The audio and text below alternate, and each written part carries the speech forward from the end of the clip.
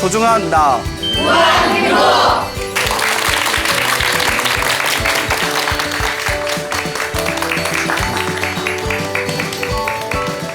예, 만나서 반갑습니다. 예, 반갑습니다. 예, 광우 스님이라고 합니다. 예, 저희가 절에 가면, 절에 가본 적 있으시죠? 네. 예, 부처님도 계시고 보살님들도 계시지 않습니까? 네. 그렇죠. 네. 여러분들 특히 우리 보살님 하면 어느 보살님들이 생각나세요? 여자 보살님, 예, 그렇죠. 예, 뭐 관세음보살님도 있고, 그렇죠. 예, 뭐 지장보살님도 있고, 예, 뭐 밥 해주시는 공양주 보살님도 계시지만 우리가 흔히 보살님이라고 할 때, 예, 그 수많은 보살님들이 계시는데 그 중에서 지혜를 상징하시는 분이 바로 문수보살님이십니다. 예, 지혜와 총명을 상징하시는 분이 문수보살님이신데. 오늘은 이 문수보살님 이야기를 한번 또 여러분들에게 해드리고자 합니다. 그 문수보살이라는 표현을 우리가 사용할 때 문수라는 단어가 원래 인도에서 넘어온 겁니다. 그래서 인도에서 만주슈리라고 불렀답니다. 만주슈리. 그래서 만주라는 뜻은 뭐 훌륭하다, 좋다, 뛰어나다, 달다라는 뜻이 있답니다. 그러니까 아주 좋은 뜻이에요. 만주슈리 하면 만주, 아주 훌륭하다. 슈리는 공덕이 많다, 복이 많다, 행운이 있다, 뭐 길상하다라는 그런 뜻을 담고 있습니다. 그래서 만주슈리 붙여놓으면 뭐 훌륭한 공덕, 훌륭한 행운이라는 표현이 되겠죠. 그래서 요 인도말 만주슈리를 소리음을 따서 중국에서는 이제 뭐 문수사리, 문수실이라고 번역을 합니다. 만주슈리를 이제 문수사리, 문수시리. 그래서 중국에서 앞글자만 따서 무슨 보살이라고 부르게 됐다? 문수보살이다라고 부르게 된 것입니다. 알겠죠? 네. 그래서 이 문수보살은 우리 불교에서 지혜와 총명을 상징하시는데 이 문수보살은 항상 이 수행을 하면서 다음과 같은 원력을 세웠다고 합니다. 첫 번째가 내가 어떤 방법을 쓰든 어떠한 수단과 어떠한 방법을 통해서 반드시 그 중생들을 불법의 깨달음으로 인도하겠다라는 원력을 세웠고요. 두 번째가 더 중요한 것 같아요.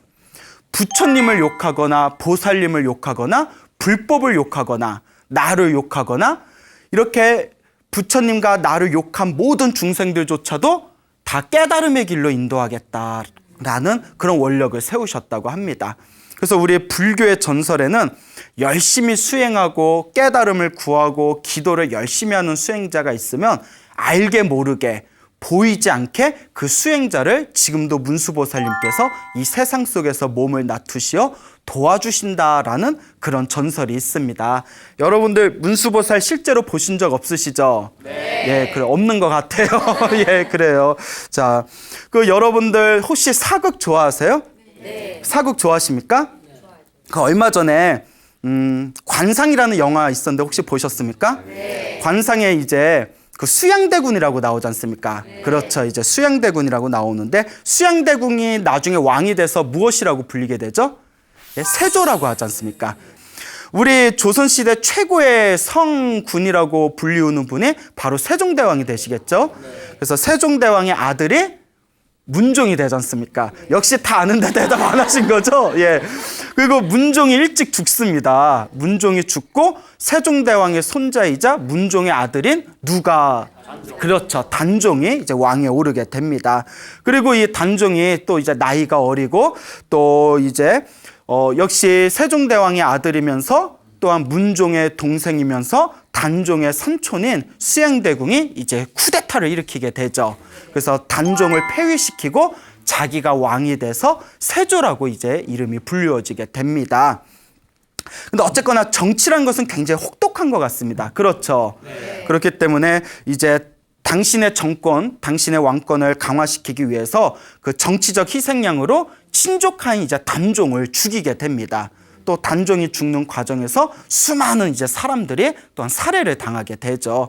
어쨌거나 그 손에 수많은 피를 묻히고 나서 이 왕이 된 세조가 항상 마음의 한 구석에는 죄책감이 있었나 봅니다. 어느 날 이제 꿈을 꿨대요. 왕이 된 지 얼마 안 됐을 때 이 세조가 꿈을 꿨는데 이 자기가 이제 폐위시켰던 단종의 친모이자 자기의 형수였던 오래전에 죽은 현덕 왕후가 꿈에 나타났대요. 현덕 왕후가 꿈에 딱 나타나더니 좋은 말 했겠어요? 아니면 나쁜 말 했겠어요? 나쁜 말 했겠죠. 막 저주를 내뿜으면서 어떻게 네가 그럴 수 있냐 하면서 침을 탁 하고 뱉었대요. 그 꿈에서 침에 탁 맞았어요. 들어요, 안 들어요? 그렇죠. 꿈에서도 더럽죠. 그 깨고 나서 아, 거참 꿈 더럽다 이러고 있는데 갑자기 막 웅성웅성거리는 소리가 들리는 거예요. 왜 그러냐 왜 그러냐 했더니 남의 눈에 눈물 나게 하는 사람은 자기 눈에 뭐가 난다고 하죠? 피눈물이 난다고 합니다. 이 세조가 자기의 가장 사랑하는 장남이었던 의경세자, 자신의 세자 장남이었던 자기의 맏아들이 갑자기 손 쓸 겨를도 없이 급사를 해버렸답니다. 갑자기 목숨이 끊겨 죽었대요. 그 꿈을 꾸고 나서. 그러니까 이제 혹자들은 이 이야기를 잘 꾸면서 현덕 왕후의 저주다 이런 얘기가 또 전해지고 있죠. 근데 설상가상으로 자식을 잃은 것도 얼마나 슬퍼요. 그렇죠. 너무나 가슴 찢어지고 너무나 슬픈데 꿈에서 자기가 침 맞았던 자리 있죠. 응? 태 하고 이제 침을 맞았던 그 자리에 점점 이렇게 수포가 일어나더니 종기가 생겨가지고 온몸에 극심한 피부병이 걸렸대요. 그냥 막 몸에 그냥 막 피고름이 흘릴 정도의 심각한 피부병에 걸리게 됩니다. 예, 이 세조가 역사 기록에 뚜렷이 명시가 되어 있는 부분입니다. 그래서 혹자들은 그때 세조가 걸린 피부병이 문둥병이었을 거다. 너무나 심해서 문둥병이었을 거다라는 이야기가 있을 정도입니다. 그래서 여러분 저 오대산, 강원도 오대산에 가보시면 가본 적 있죠? 네. 오대산에 상원사라는 절이 있습니다. 상원사 아시죠? 네. 그 상원사에 수백 년 전에 그 세조가 몸이 아팠을 때 피부병 걸렸을 때 입었던 속적삼을 발견했답니다. 속적삼을 발견했는데 그 적삼이 완전 피범벅이 돼 있대요. 그 속적삼에 피로 얼룩진 피범벅이 된 속적삼을 발견하게 됐는데 그 옷을 보기만 해도 얼마나 세조가 끔찍한 피부병에 걸렸었는가를 우리가 한번 추론해 볼 수가 있다. 유추해 볼 수가 있다. 이렇게 우리가 이야기를 합니다. 그 극심한 피부병에 걸리다 보니까 이 세조가 항상 하루하루를 힘들게 사는 겁니다. 근데 여러분 이런 얘기가 있습니다. 아무리 돈이 많은데 여러분 돈 많으면 좋아요? 안 좋아요? 좋죠. 엄청 좋은가 보다. 생각만 해도 좋아요? 갑자기 목소리에 힘이 올랐어요. 돈 얘기하니까. 아무리 돈이 많아도 몸이 아프면 의미가 있어요? 없어요? 없죠. 아무리 돈이 많아도 내 몸, 건강을 잃어버리면 그 돈을 어디다 쓰겠습니까? 아무리 권력을 가지고 있고 아무리 명예가 더 높아도 건강하지 못하면 그 모든 것이 거품과 같다라고 우리 수많은 선각자들이 말씀을 하셨습니다. 동감하시죠? 네. 그러니까 첫째는 건강복이 최고인 것 같아요. 일단은 건강해야 됩니다. 여러분 어떻게 건강하십니까? 네. 예. 그래요. 건강하다니까 더 이상 할 말이 없네요. 예. 근데 건강은 자신 있을 때 잘 챙겨야 됩니다. 알겠죠? 그러니까 이제 아무리 왕이 되었지만 항상 피부병 때문에 고생하고 마음에 자기가 수많은 사람들을 죽였다라는 죄책감 때문에 항상 마음속에 번민을 일으켰던 세조가 결국 불법에 귀의를 하게 됩니다. 근데 원래 여러분 세종대왕이 굉장히 불심이 높았답니다. 아주 불심이 깊었대요. 그 얘기 들어보셨죠? 예, 세종대왕이 불심이 아주 깊었고 또 이제 세종의 아들인 세조도 원래는 그 왕이 되기 전부터 어느 정도 불심이 있었다고 합니다. 자, 근데 이 세조가 특히 몸이 아프고 자꾸 안 좋은 일이 생기다 보고 또 자기가 손에 피를 묻혔다는 죄책감 때문에 더 열심히 불법을 믿고 의지하게 됩니다. 그래서 굉장히 이제 그 절에 자주 다니고 그 절에다가 시주도 많이 하고 기도도 많이 올리고 그 불사도 많이 도와줬답니다. 그래서 그 밑에 있는 신하들, 선비들은 되게 싫어했대요. 왜냐면 조선시대가 주자학의 나라라고 하잖아요. 성리학의 나라라고 하는데 원래 이 조선시대 성리학을 공부한 선비들이 불교를 엄청 싫어했어요. 예, 불교를 엄청 싫어합니다. 그러다 보니까 자기가 모시고 있는 왕이 너무 불법에 귀의를 하고 부처님의 가르침을 가까이 하니까 마음으로 많이 질투를 냈다라는 그런 기록이 있습니다. 그러다 이제 하루는 피부병이 이제 너무나 이제 심하게 도지고 있는 상황에서 저기 오대산 상원사로 올라갔답니다. 오대산에 이제 오대산이 또 시원하거든요. 오대산이 굉장히 이제 북쪽에 있고 산이 높다 보니까 막 피부병이 땀에 안 좋거든요. 다 아시죠? 끈적끈적 땀이 나면 피부병이 안 좋으니까 또 이제 시원한 곳을 찾아갔나 봐요. 그러니까 이제 천천히 이제 산을 물론 가마를 타고 올라갔겠죠. 산을 타고 올라갔는데 이제 몸에 또 슬슬 땀이 나기 시작하니까 또 이제 피부병에 그 심한 피부병에 또 막 근질근질거리고 따끔거리고 막 고통이 느껴지는 겁니다. 근데 옆에 보니까 그 산의 계곡물이 얼마나 맑아요. 졸졸졸졸졸 거리면서 아주 맑은 계곡물을 보니까 시원하게 이제 목욕을 하고 싶은 생각이 듭니다. 그래서 신하들한테 내가 몸이 너무 답답해서 그러니까 내가 들어가서 잠시 목욕을 하겠다. 너희들은 좀 물러나 있거라 라고 얘기했대요. 왜냐하면 자기 피부병이 너무나 피부가 더러워가지고 사람들한테 보여주기도 창피한 거예요. 왕이 돼가지고 피부가 너무 더럽다 보니까 막 피부병이 막 피범벅이 돼 있고 피고름이 나니까 너무 창피해서 사람들을 물린 뒤에 혼자 그 계곡물에 들어갔어요. 그 계곡물에 들어가서 다 이렇게 이제 목욕을 하는데 등이 아쉬워. 뭔 얘기인지 알죠? 그 느낌 알죠? 다 목욕탕 가서 다 닦았는데 어디가 아쉬워? 등이 아쉬워. 그래서 이제 어떤 분은 등에 손이 잘 안 닿으니까 요가를 배웠다라는 뭐 아님 말고 그런 얘기도 있습니다. 그래서 등이 아쉬워서 누가 와서 나 등 좀 시원하게 밀어줬으면 좋겠는데 싶은데 주변에 사람이 없는 거예요. 신하를 부르자니 또 자기 피부를 보여주기 부끄럽고. 근데 저서 뭐가 부스럭부스럭 거리는 소리가 들려요. 뭐지? 삼진승인가 하고 봤더니 아주 앳돼 보이고 잘생긴 동자승이 저 숲에서 혼자 놀고 있는 거예요. 동자승이 롤롤랄라 이렇게 놀고 있으니까 그 동자 보고 이보시오, 그 와가지고 나 저기 등 좀 조금 닦아줄 수 있어 하고 부탁을 했대. 애니까. 그 애가 이렇게 보더니 애가 또 아주 그 이제 살가운 성격이었나 봐요. 뭐 예 하면서 이렇게 딱 왔겠죠. 예? 여기서 만약에 싫어요 하고 가버리면 이야기가 안 돼요. 예? 애가 와줘야 돼요. 다행히 와줬네요. 예. 그 나 등 좀 밀어다오 해서 애가 다 이제 풍덩하고 계곡에 같이 들어서 이제 그 세조의 등을 깨끗이 닦아줬대요. 애니까 뭐 더럽고 깨끗한 것도 몰랐겠죠. 예? 그래서 깨끗이 이제 등을 닦아주니까 그렇게 세조가 시원하더래요. 그래서 아니 무슨 애가 이렇게 손맛이 뛰어날까? 예? 너무 시원해가지고. 그래서 이제 다 닦고 나서 애한테 이렇게 얘기했답니다. 아이야 정말 고맙다. 그런데 너 절대 어디 가서 임금님 등 닦아드렸다라는 얘기 절대 하지 말아라. 이렇게 얘기했대요.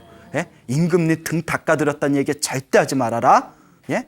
그러니까 얘가 해맑게 웃으면서 예 알겠습니다 이러면서 다음과 같이 얘기하더래요. 그런데 임금님 어디 가서 절대 문수보살이 등 닦아줬다는 얘기 하지 마십시오 하면서 숲으로 후딱 넘어가더래요. 깜짝 놀래가지고 문수보살이 등 닦아줬다는 얘기 하지 마시오. 그래서 이 애가 문수보살인가 싶어가지고 숲을 찾아봤는데 보였다 안 보였다. 그렇죠. 그때쯤이면 호련이 사라져야 돼요. 예? 보이면 안 되죠. 예? 그래서 안 보였다. 예? 근데 세조가 분명히 문수보살이 등 닦여줬다는 얘기 어디 가서 하지 마세요라고 말했죠. 근데 우리는 알아요, 몰라요? 알잖아요. 얘기했네. 예? 얘기했으니까 우리가 알잖아요.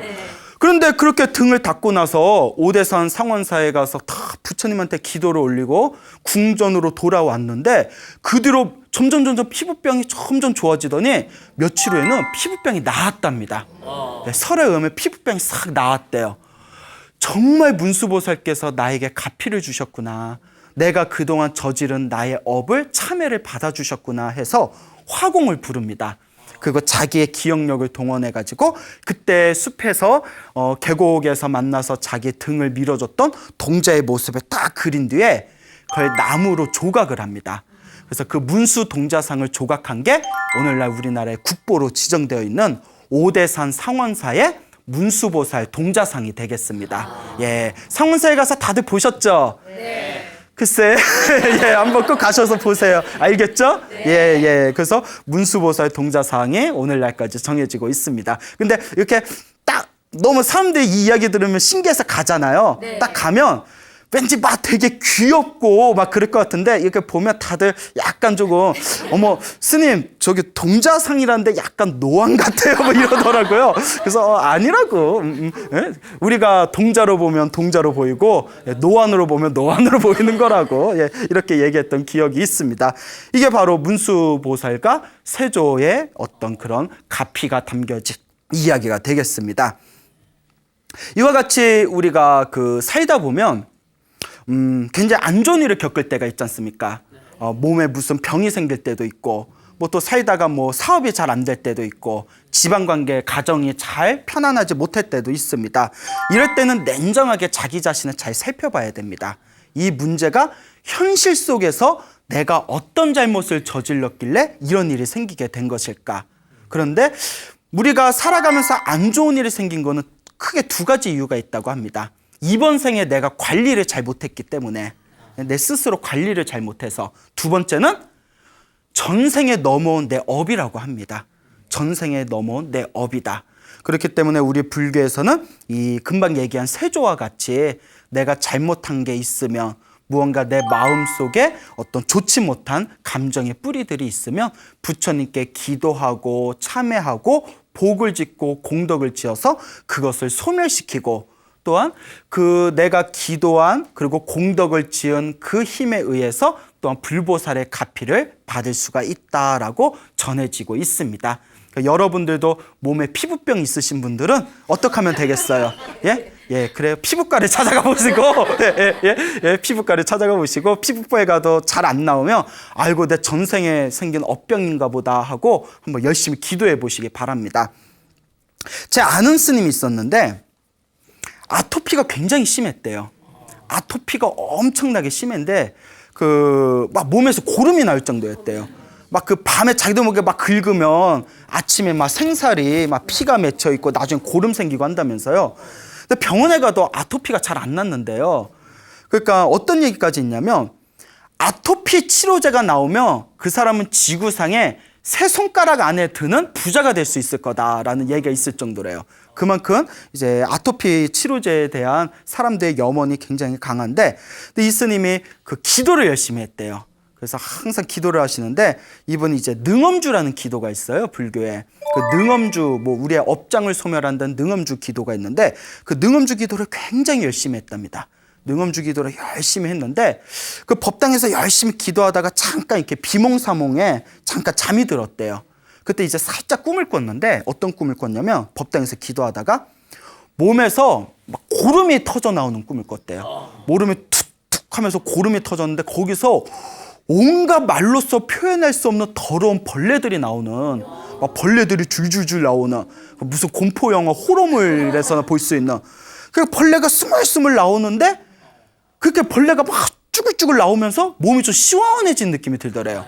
그 꿈에서 딱 깼는데 아토피가 완치는 안 됐지만 굉장히 많이 좋아졌대요. 그러니까 우리로 치면 무슨 소멸? 업장 소멸이라고 부르는 거죠.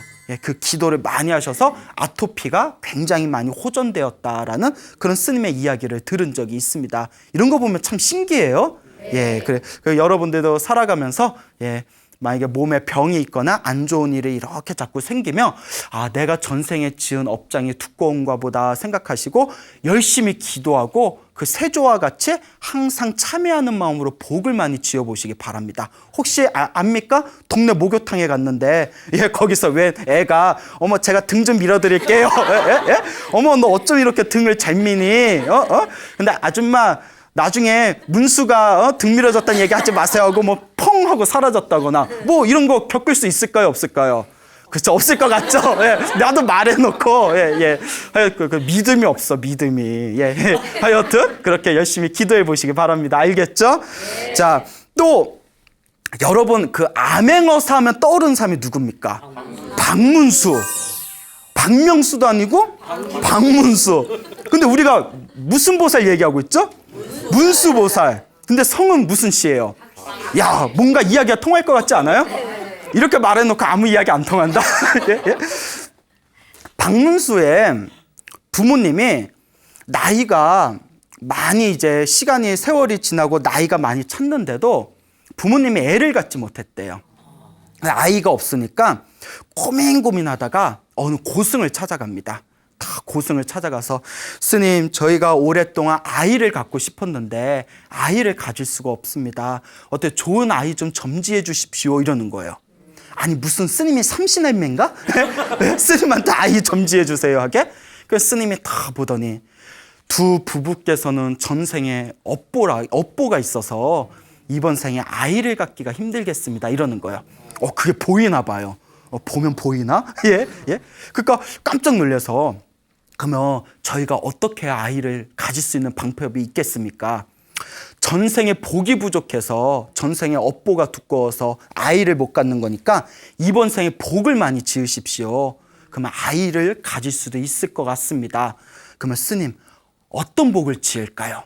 그러니까 이제 그 박씨 가문이 굉장히 잘 살았나 봐요. 그 집안의 큰 양반이고 유지였나 봐요. 그 당시에는 5일에 한 번씩 5일장이라는 게 있었지 않습니까? 그렇죠. 5일장이 있었지 않습니까? 5일장에 수많은 그 사람들의 장터에 모이지 않습니까? 5일장, 5일에 한 번씩 장에 나가서 스님 한 분씩 모셔와서 공양을 올리십시오. 이걸 1000일 동안 하십시오. 예? 그래서 1000일 동안이란 노래 아시죠? 예? 1000일 동안. 예?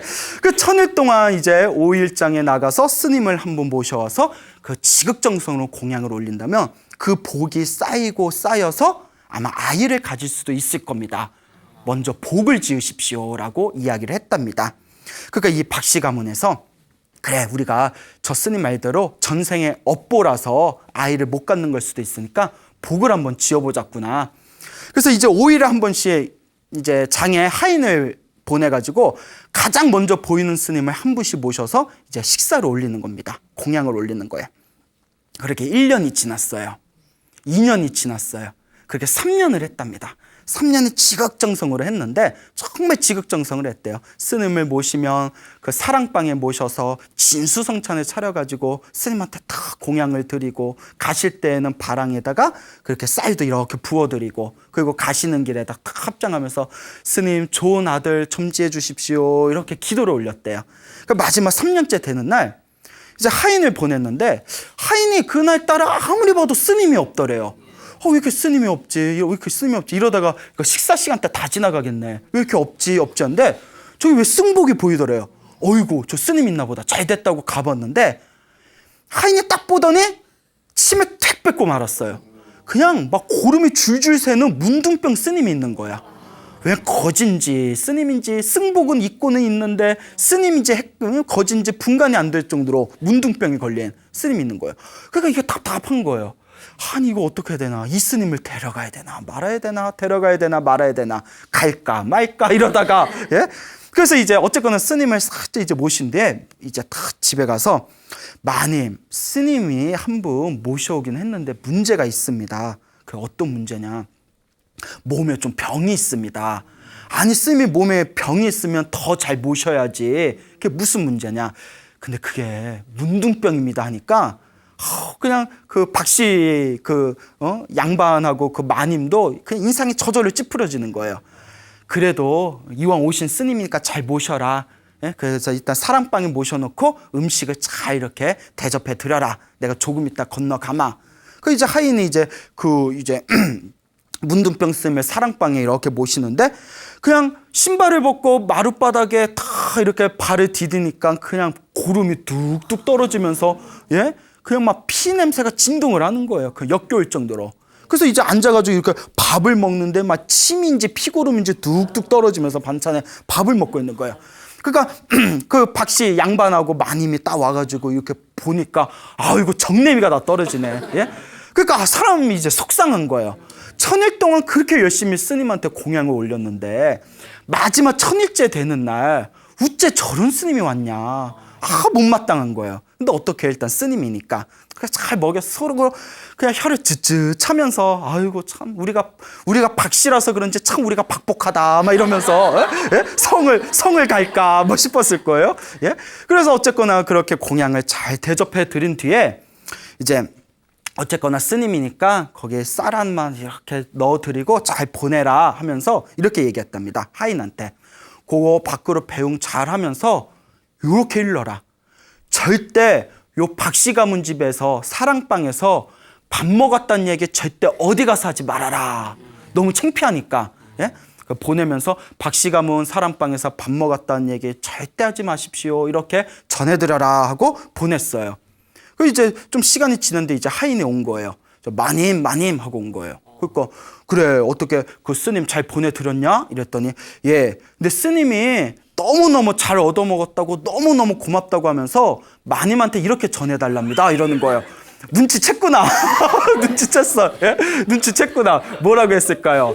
예, 절대 어디 가서 문수보살에게 공양 올렸다고 말하지 말아라 라고 했답니다. 그러니까 이제 똑같은 레퍼토리가 이제 생겨요. 깜짝 놀래가지고 그 스님을 찾으러 밖에 나와봤지만 이미 보였다 안 보였다. 안 보였다. 보이면 안 돼요. 항상 모든 이야기가 호련히 사라져야지 보이면 안 돼요. 그리고 아이를 잉태했으니, 그리고 떡두꺼비 같은 아들을 낳았으니, 그분이 우리나라 조선시대 최고의 암행어사라고 이름 불려지었던 바로 누구시다? 박문수다. 처음 하셨죠? 그래서 이름을 문수보살의 가피로 아들을 얻었다 해서 이름을 문수라고 지었지만, 어떻게 보살님, 불보살님의 이름하고 똑같이 한자까지 쓸 수 있겠냐 해서 문수보살 할 때 수는 특별의 숫자예요, 한자로. 근데 박문수는 이름을 숫자를 바꿔서 빼어날 숫자로 한자를 바꿨답니다. 왜냐하면 이제 너무 죄스러워서, 똑같은 이름 쓰기 죄스러워서. 그래서 박문수라는 그런 걸출한 인물이 이 세상에 출현하게 되었다고 합니다. 이런 얘기가 있습니다, 여러분. 어떤 평생 동안 영재 교육을 하신 분이 있었어요. 어떻게 해야 천재를 만들 수 있을 것인가. 그걸 고민한 끝에 어렸을 때부터 교육시켜야 된다. 그래서 5살, 6살 때 교육이 중요하답니다. 여러분 천재 아니에요. 그렇지 않은 것 같죠? 5살, 6살 때 뭐 하셨던 것 같아요? 놀았구나. 5살, 6살 때 교육이 중요하답니다. 그리고 더 열심히 이렇게 그분이 연구를 한 끝에 다음과 같은 결론을 내렸답니다. 5살, 6살도 늦대요. 5살, 6살도 늦대요. 언제? 이미 뱃속에 있을 때. 태교가 중요하답니다. 근데 요새도 그 제가 다큐멘터리 보니까 어머 쟤는 성격 누구 닮았는지 몰라 이런 얘기 하죠. 어머 쟤 성격 왜 저래? 누구 닮았겠어요? 예, 부모 닮았겠죠. 아이들 성격은 유전자랍니다. 타고날 때 크대요. 이미. 그러니까 좋은 집안에 타고났는데도 성격 더러운 애가 있는가 하면 또 아주 그냥 좋지 못한 집안에 태어나서 는데도 성격이 활달하고 밝은 애들 있지 않습니까? 예, 성격은 어느 정도 그 타고나는 게 더 강하다라는 그런 다큐멘터리를 제가 본 기억이 있습니다. 그러니까 태교가 중요하대요. 서양에서 이제 태교를 인정하기 시작합니다. 그런데 불교는 이미 그 전에 태교도 늦는다. 씨 뿌리기 전에 밭을 잘 갈고, 예? 좋은 씨앗을 구해서. 뭔 얘기인지 알죠? 태교하기 전에, 예? 씨 뿌리기 전에 그때가 이미 중요하다는 거예요. 그래서 우리 조상님들, 불자님들은 어떻게 하느냐? 애 갖기 전에 먼저 100일 기도부터 올리잖아요. 좋은 아이 갖게 해달라고. 뭔 얘기인지 아시죠? 예, 여러분 진작 알았으면 좋았을 텐데. 예. 아니, 우리 어머니 나 신경 좀 써주시지. 예. 여하튼 그렇답니다. 알겠죠? 그러니까 여러분 아직 결혼 다 하셨나요? 예. 아직 안 하신 분은, 혹은 저는 아직 아이 한 번 더 낳을 계획이 있습니다 하는 분들은 미리 부처님께 기도를 하면서 제 2세를 한번 잘 이렇게 낳을 연구를 한번 해보시길 바랍니다. 알겠죠? 네. 자, 그런데 이 박문수가 그 아주 공정하고 서리빨같이 올곧은 자세로 수많은 그 백성들의 민심을 얻고 수많은 사람들에게 이제 사랑을 받았지만, 이분이 관리로서는 출세가도를 달렸어요. 항상 높은 관직에 있었지만 중앙의 정승자리에는 못 올랐대요. 중앙의 정승자리까지는 못 올랐대요. 그러니까 우리로 치면 지방의 높은 관직으로는 있었지만 중앙의 그런 어떤 장관급까지는 못 갔대요. 그 이유를 가리켜서 뭐 어떤 분들은 너무 올곧은 성격 때문에, 그 당시 이제 시대가 영조였을 때인데 임금한테도 말을 아주 그냥 올곧게 해서 임금이 맞는 말인데도 되게 부담스러웠대요. 너무 바르니까. 그리고 주변의 관리들한테도 항상 올곧은 말만 하다 보니까 주변의 관리들이 너무 부담스러워서 중앙으로 불러들이질 않았다라는 그런 이야기가 있습니다. 근데 불교에서는 좀 다르게 봐요. 복을 하나 까먹었대요. 복을 까먹었다. 정승자리까지 문수보살 가피를 받았으니까 정말 뭐 그 자리 최고 자리까지 갈 수도 있는 인물이었을 텐데 마지막 한 가닥 복을 까먹은 게 마지막 천일째 되는 날 문둥병 스님이 왔는데 그때 혀를 찍찍 차면서 막 못마땅했던 그때의 그 복을 감한 그 인연으로 그 높은 벼슬까지 못 갔답니다. 그래서 우리가 그런 얘기했어요. 불교에서 실컷 복 지어놓고 뭘로 까먹는다? 입으로 까먹는다라는 얘기가 있어요. 그러니까 우리가 절에 가서 설거지를 도와주거나 법당 청소 같은 거, 특히 절의 화장실 청소 같은 걸 자원봉사를 하면 굉장히 큰 복을 받는답니다. 그러니까 여러분들 복 짓고 싶으면 절에 가서 화장실 청소도 하고 설거지도 하고 한번 해보세요. 근데 설거지 실컷 이제 깨끗하게 설거지 해놓고 복 다 지어놓고 난 뒤에 거참 더럽게 먹네. 이러면 이게 이제 복 지어놓고 뭘로 까먹는다? 입으로 까먹는다는 겁니다. 그때 문수보살이 문둥병 스님의 모습으로 왔을 때 그때 다 마음을 조심하고 입을 조심하고 아주 공경하게 받들었으면 아마 박문수의 그 미래가 더 달라질 수도 있었을 텐데 그때 살짝 입으로 문둥병, 그러니까 정확히 말하면 문수보살님이죠. 문수보살님한테 혀를 차면서 안 좋은 생각, 교만한 생각, 싫은 생각을 일으킨 그 과보로 복이 살짝 깎인 것이다 라는 이야기가 있습니다. 그러니까 우리 기도하고 복 짓는 불자분들은 열심히 기도하고 복 지으면서 무엇으로 복을 까먹으면 안 된다? 입으로 복을 까먹으면 안 된다라는 것을 명심하시길 바랍니다. 알겠습니까? 네. 그 중국 불교 근대사에 가장 훌륭하고 뛰어난 큰 스님으로 알려지신 분 중에 허운 스님이라고 계십니다. 허운 화상. 들어보셨습니까? 그래요? 허운이라는 스님이 계시는데 그분이 180년 전 스님이세요. 180년 전에 이제 태어나신 스님인데 180년 전에 태어나셨는데 몇 살을 사셨냐면 120살을 사셨어요. 120살을 활동을 하신 분입니다. 대단하시죠? 120살을 사신 분인데 그분이 아마 1959년도에 아마 세상을 떠나신 걸로 알고 있어요. 이분께서 아주 중국 근대 불교사의 가장 찬란한 근자탑으로 불리우는 큰 스님 중에 한 분이십니다. 근데 이 허운 스님께서도 부모님께서 40이 되도록 애가 없었대요. 아이를 갖지 못하는 겁니다. 이 부모님들이 마지막 다급한 마음에 관세음보살 기도를 열심히 올렸대요. 관세음보살님 부탁드리옵건대 제발 훌륭한 아들 하나만 점지해 주십시오. 부처님, 관세음보살님 제발 저희들이 아주 훌륭한 자식을 낳게 해주세요 라고 기도를 했는데 꿈속에서 어머니가 큰 이제 그 스님이 호랑이를 타고 오는 꿈을 꾸고 아들을 낳았어요. 호랑이를 타고 오는 그 노스님의 꿈을 꾸고 범상치 않죠. 그분이 바로 허운 스님이세요. 근데 어머니가 아들을 낳고 며칠 안 돼서 시름시름 앓다가 돌아가십니다. 죽습니다. 그러니까 이제 자란 뒤에 근데 이 태몽이 스님 꿈이어서 그런지 몰라도 너무나 불교가 좋고 너무나 출가를 하고 싶은 거예요. 그래서 어린 마음에도 계속 출가를 하고 싶었는데 아버지가 허락을 해요, 안 해요? 허락을 안 합니다. 너를 낳기 위해서 우리가 얼마나 고생했고 너를 낳고 어머니가 세상을 일찍 떠났는데 네가 그렇게 머리를 깎고 스님이 된다는 게 천부당 만부당하냐? 그러니까 절대 안 된다라고 이제 말립니다. 그러니까 우리도 희한한 게 우리 주변에 불교 신자들이 많으세요. 어머 저는 불교가 너무 좋고 스님들이 너무 좋아요 이래요. 그런데 막상 자기 자식이 출가한다고 하면 허락을 잘 한다 안 한다? 허락을 잘 안 해요. 그런 경우가 있어요. 여러분들은 자식이 출가한다면 허락해야 안 해요? 그래 안 할 것 같다. 그래요? 그러니까 이제 허락을 잘 안 하는 그런 경우가 있습니다. 그러니까 이 허운 스님의 아버지도 허락을 하질 않는 거예요. 그래서 꾀를 내서 부인을 2명이나 들여줍니다. 1명도 부족하니까 부인을 2명하고 결혼을 시켜요.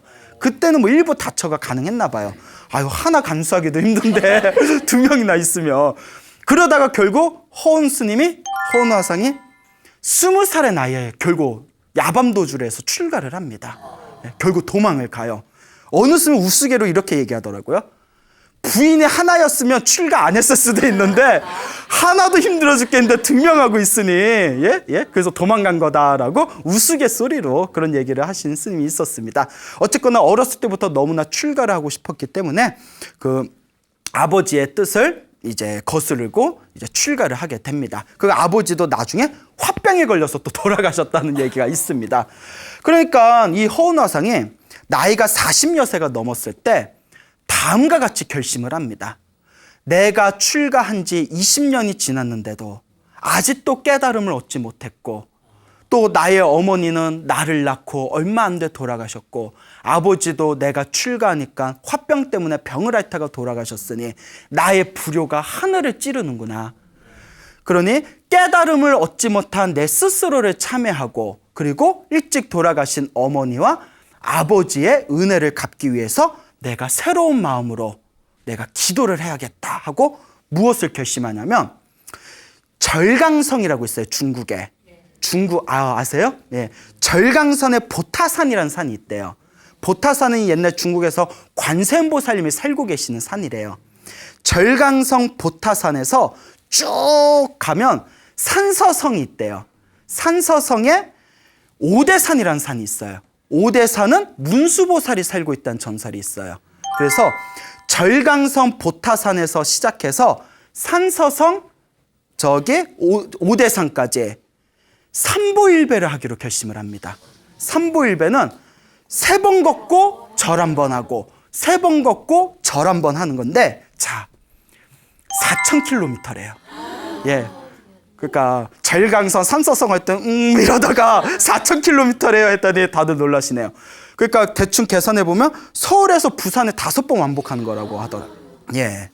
그러니까 그렇게 이제 삼보일배를 하기로 결심을 하고 삼보일배를 시작을 합니다. 날씨가 덥거나 춥거나 눈이 오거나 비가 오거나 밥을 먹었거나 못 먹었거나 밤에 잠깐 쉬는 시간을 빼고는 수레를 끌고 3번 걷고 1번 절하고, 수레를 끌고 3번 걷고 1번 절하고. 왜 수레는 또 중간에 밥 먹으려면 솥단지도 있어야 되고 옷가지도 있어야 되고, 그러니까 수레는 끌고 가야 되잖아요. 그래서 3년 만에 완수를 했대요. 그 옛날 사람들 이런 이야기 들어보면 그 정신력이 믿기지가 않아요. 제 아는 비구니 스님이 계시는데 60이 넘으셨는데 무릎에 연골이 다 사라지셨대요. 그 의사가 무릎에 연골이 없어서 굉장히 심한 상황인데 의사가 이러더래요. 스님 지금 함부로 움직이시면 안 됩니다. 이랬더니 알겠다고. 함부로 이렇게 함부로 움직이시면 안 되고 무리한 운동하시면 안 됩니다. 아유, 나 무리한 운동 안 한다고. 아침마다 난 108배 하는 게 다라고. 그러니까 의사가 에이 스님 농담하지 마십시오. 근데 직접 들은 얘기예요. 농담하지 마십시오. 이 무릎으로 어떻게 108배를 합니까? 이 무릎은 현대의학적으로 108배를 할 수가 없다고. 무릎이 다 닳아서. 그 신도들이 옆에서 무슨 소리예요 우리 스님 매일 108배 하고 오늘도 108배 하고 왔는데 하니까 의사가 발라당 뒤집어지더래요. 예? 세상에 이럴 수가 나와야 된다고. 이 무릎으로는 108배를 할 수가 없다고. 근데 그 스님 그냥 108배 하고 계세요. 이게 정신력의 힘이에요. 우리 같으면 에구구구 나 죽는다 하고 난리가 났을 거예요. 그렇게 이제 삼보일배를 하면서 3년 만에 완수를 하는데, 근데 어느 날 그렇게 이제 절을 하고 있을 때 한겨울에 어느 초막에 있었는데 그 초막에 눈이 다 덮여가지고 초막에 눈이 덮여서 꼼짝없이 오고 가지 못하는 상황이 됐대요. 그러니까 7일 동안 오고 가지도 못하고 7일 동안 음식을 먹지 못했대요. 쌀을 못 구해서. 초막에 이제 눈이 다 뒤덮여가지고. 그래서 어쩔 수 없는 상황에서 완전 기진맥진해가지고 자기가 쓰러져 버렸는데, 정신을 차려보니까 옆에서 왜 어떤 사람이 이렇게 죽을 끓이고 있더래요. 어떤 사람이 다 죽을 끓이고 있었더니 아이고 깨어났냐고, 내가 죽 끓여놨을 거 먹으라고. 그 보니까 막 자기 위에 이불도 덮여져 있고, 이 사람이 자기를 살려줬구나. 아이고 고맙습니다. 당신 누굽니까? 이러니까 이 사람이 나는 이름이 문길이라고 합니다. 문길인데 저 오대산에서 살고 있습니다. 지나가는 길에 당신이 쓰러진 걸 보고 내가 이렇게 구해준 겁니다. 그러니까 그것도 이해가 안 되더래요. 초막에 눈이 다 덮여 있는데 이 사람이 어떻게 들어와서 자기를 이렇게 구해준 건지. 하여튼 그 문길이라는 사람이 근데 스님은 지금 무슨 일을 하고 있냐니까 내가 보타산에서 오대산까지 삼보일배를 하고 있다고. 그러다 죽는다고. 하지 말라고. 그러다 당신 죽는다고. 그 허은스님이 이렇게 얘기하는 겁니다. 내 몸이 부스러져서 죽는 한이 있어도 부모님의 은혜를 갚고 부처님의 은혜를 갚기 위해서 저는 끝까지 가겠습니다. 야, 그 노력으로 사법고시를 봤으면 벌써 판검사 되셨을 거예요. 그렇죠? 예? 근데 그런 도인들은 그런 명예와 권력이 필요가 없으니까. 그러니까 그러면 내가 도울 수 있는 데까지 돕겠다고 하면서 몇 개월 동안 계속 옆에서 도와줍니다. 예? 그러니까 이제 수레를 대신 끌어주고, 예? 스님은 절만하십시오. 수레는 제가 끌고 가겠습니다. 그래도 얼마나 편해요. 옆에서 밥도 해주고 빨래도 해주고. 그러다 이제 코앞에 오대산을 코앞에 남겨놓은 상황에서 이제 이 문길이라는 사람이 이렇게 얘기합니다. 스님, 제가 오대산에 먼저 가서 기다리고 있겠습니다. 오대산에 가면 사람들이 다 저를 알고 있습니다. 그러니까 저를 찾으시면 저한테 안내해 줄 겁니다. 우리 오대산에서 봅시다. 이러면서 see you again 이러면서 갔겠죠. 예? 그래서 이제 오대산에 먼저 떠나고 끝까지 삼보일배를 해가지고 딱 오대산에 도착을 합니다. 그리고 오대산에서 딱 부처님 앞에서 눈물을 펑펑 쏟으면서 바론문을 읽은 뒤에 거기서 이제 스님들한테 자기의 은인인 문길을 찾습니다. 여기 문길이라는 사람 없습니까? 모릅니다. 문길이라는 사람 없습니까? 모릅니다. 이러는 거예요. 아무도 모른대요. 희한하다. 오대산에서 자기를 모르는 사람이 없을 거라는데 왜 아무도 모른다고 할지 막 찾다가 그때 어느 노스님이 딱 나타나세요. 이맘때쯤에 노스님 한번 나타나줘야 돼요. 이보시오 스님, 문길을 찾소. 이러는 거예요. 예 스님, 그 문길이라는 사람이 오대산에 오면 자기를 모르는 사람이 없을 거라는데 근데 정작 아무도 다 그 사람을 모릅니다 하니까 이 노스님이 하는 얘기가 아직도 모르겠소. 문길은 문수보살의 화신이었어. 당신의 믿음을 시험하고 당신을 도와주기 위해서 지금까지 당신 옆에서 여기까지 올 수 있도록 알게 모르게 도와준 것이요 라는 이야기가 지금까지 전해지고 있습니다. 근데 여러분, 세조가 문수보살을 만났을 때 그 아이를 보고 문수라는 걸 알았을까요? 몰랐을까요? 몰랐죠. 박문수의 부모님이 문둥병스님을 보고 문수라는 걸 알았을까요? 몰랐을까요? 몰랐죠. 허은 스님이 그 문길이라는 사람을 보고 옆에서 몇 개월 동안 같이 살았는데도 문수보살이라는 걸 알았어요? 몰랐어요? 어쩌면 문수보살도 모든 불보살님들이 항상 우리 앞에 있지만 우리가 못 알아보는 건 아닐까요? 여러분 집에 가서 남편한테 한번 물어보세요. 자기 혹시 문수? 예? 예. 이와 같습니다. 여러분 믿음을 가지시기 바랍니다. 여러분들이 열심히 기도하고 복을 짓는다면 우리 불법문 중에서는 항상 이와 같이 얘기합니다. 알게 모르게 어떤 모습으로 나투시든 여러분들 주변에서 여러분들을 분명히 도와주고 가호해주고 가피를 내려주신다는 것을 여러분들 믿으시기 바랍니다. 알겠죠? 네. 예. 여러분 행복해지고 싶습니까? 네. 행복한 삶을 창조하고 싶습니까? 네. 복을 지으십시오. 선업을 지으십시오. 공덕을 쌓으십시오. 복과 선업과 공덕의 힘이 여러분들을 진정한 행복의 길로 이끌어 줄 것입니다. 오늘 여기서 마치겠습니다. 소중한 나, 무한한 행복!